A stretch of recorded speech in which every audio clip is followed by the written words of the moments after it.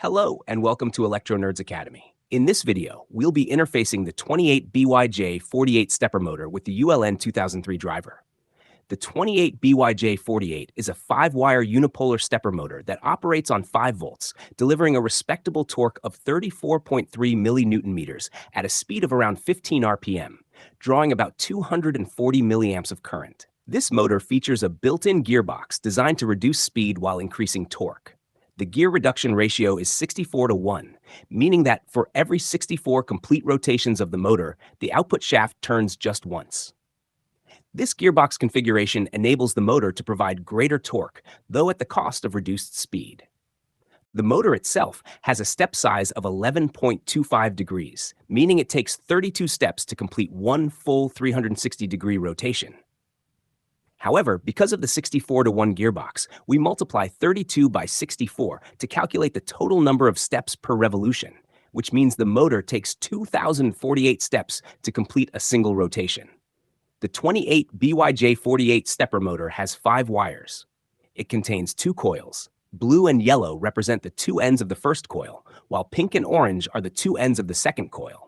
Each coil also has a center tap, and these 2 center taps are connected internally, forming the common 5th wire, which is the red wire.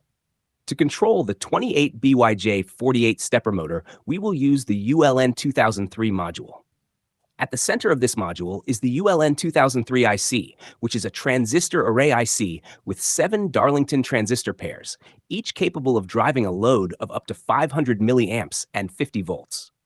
The IC is integrated with suppression diodes for inductive loads. A Darlington pair consists of 2 bipolar junction transistors, BJTs, connected in such a way that when a high signal is applied to the base of the first transistor, it turns on, allowing current to flow from its collector to the base of the second transistor, which then switches on as well. This results in the output being pulled to ground. Essentially, a Darlington pair inverts the high input signal into a low output signal. Due to this inverting behavior, the Darlington transistors in the ULN2003 IC are sometimes represented as 7 inverters. The ULN2003 also includes built-in flyback diodes to handle high voltage spikes generated when switching off inductive loads like motors. This module provides 4 input pins, IN1, IN2, IN3, IN4, and includes LEDs to indicate activity on each control line, making it easy to visualize the motor stepping. The module's outputs are directly connected to a motor-compatible connector, allowing you to plug the motor in directly. The external power supply is connected to the VCC and GND pins, supporting voltages between 5 volts to 12 volts. Additionally, the module comes with an on-off jumper, which can be used to disable the motor when needed, providing a simple way to control power to the motor without disconnecting any wires. Now that we've covered the motor and driver basics, let's connect 2 28BYJ-48 stepper motors simultaneously using 2 ULN2003 driver modules. We will drive one stepper motor in full step mode and the other stepper motor in half step mode. First, connect a 5-volt external power supply to the VCC and GND pins of both modules. Next, connect the 2 motors to their respective connectors on the boards. Then connect the input control pins of the first board, IN1, IN2, IN3, and IN4 to Arduino digital pins 8, 9, 10, and 11. Similarly, connect the input control pins of the second board to Arduino digital pins 4, 5, 6, and 7. Finally, ensure that both the Arduino and the driver modules share a common ground for proper operation. Let's dive into the step sequence for operating the motor in full step mode.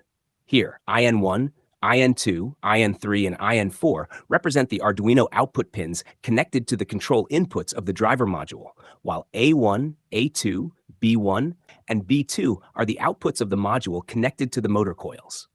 As previously mentioned, a high signal at the input results in a low signal at the corresponding output of the module. For the first step, we send a high signal to IN1 and IN3, and a low signal to IN2 and IN4. These signals are inverted by the module and supplied to the motor, energizing its coils and moving the rotor one step. Next, we send a high signal to IN2 and IN3, and a low signal to IN1 and IN4. The module again inverts the signals, energizing the motor's coils, moving the rotor another step. This process continues, stepping the rotor one step at a time. Now let's explore the step sequence for half-step mode, which is similar to full-step mode but includes intermediate steps where only one coil is energized. For the first step, we send a high signal only to ion 1, leaving the others low. The module inverts this, sending a low signal to A1, aligning the rotor with coil A1. Next, we send a high signal to both ion 1 and ion 3, and a low signal to ion 2 and ion 4. The module reverses the signals, energizing the rotor between two coils, moving it half a step. Then we send a high signal to ion 3 only, while the others remain low. The module inverts these signals, and the rotor moves again half a step. By following this sequence, we can advance the rotor step by step. In half-step mode, it takes 4,096 steps to complete one full revolution, meaning each step moves the rotor by 0.088 degrees. Thankfully, we don't have to manually supply these signals using the digital write function.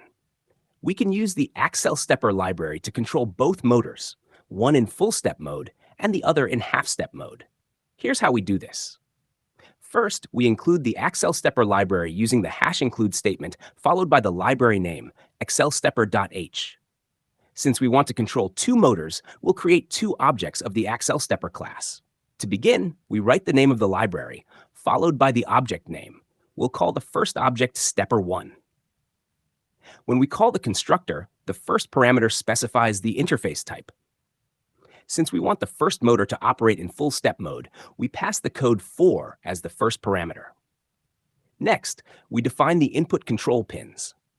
This part can be a bit tricky because the two coil ends are not arranged next to each other on the motor's connector. For instance, the blue wire, one end of coil 1, is connected to output 1, controlled by ion 1, while the yellow wire, the other end of coil 1, is connected to output 3, controlled by ion 3. Similarly, the pink wire, one end of coil 2, is connected to output 2, controlled by ion 2, and the orange wire, the other end of coil 2, is connected to output 4, controlled by ion 4. Arduino pins 8, 9, 10, and 11 are connected to ion 1, ion 2, ion 3, and ion 4, respectively. To ensure the correct step sequence, we need to swap the positions of ion 3 and ion 2 because the constructor expects the two ends of coil 1 as the second and third parameters, followed by the two ends of coil 2 as the fourth and fifth parameters. So the corrected sequence becomes 8, 10, 9, and 11. Next, we create the second object, which we'll call Stepper2. This motor will be driven in half-step mode, so we pass the code 8 as the first parameter in the constructor. We then define the input control pins for this motor. As before, we need to swap the positions of ion 2 and ion 3 to achieve the correct sequencing.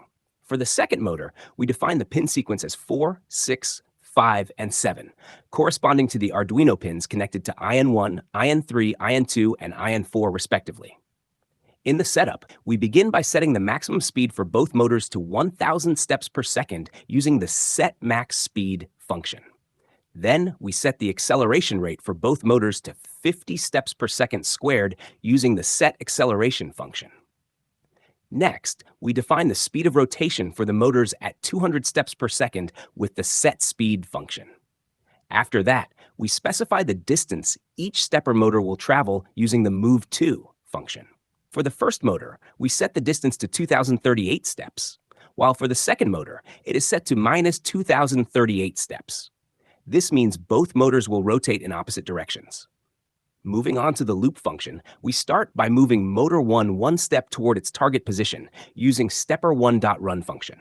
Then we move motor 2 by half a step toward its target using stepper2.run function. After each step, we check whether the motors have reached their target positions. If they have, we reverse their direction of rotation. We do this by using an if statement to check if the distance to go is 0 or not. If it is, we reverse motor 1's direction by using the MoveTo function and negating its current position using the current position function, making the new target position negative 2038 for motor 1.